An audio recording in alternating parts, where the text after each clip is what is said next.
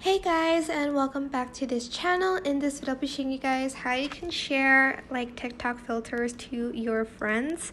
So you are just going to find the TikTok filter that you want to send. So I'm just going to search for like filters on TikTok, and I am going to select a video, select the filter here, and I want to like share this to my friend.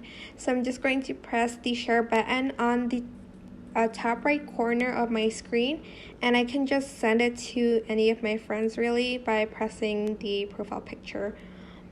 But that is basically it. I hope this tutorial was helpful for you guys. Don't forget to like, comment, share, and also subscribe to this channel if you haven't done that already. If you have any questions, just leave it in the comment section down below, and I'll try my best to answer them all for you guys. And if you found this video helpful, please click the thanks button above the description box down below.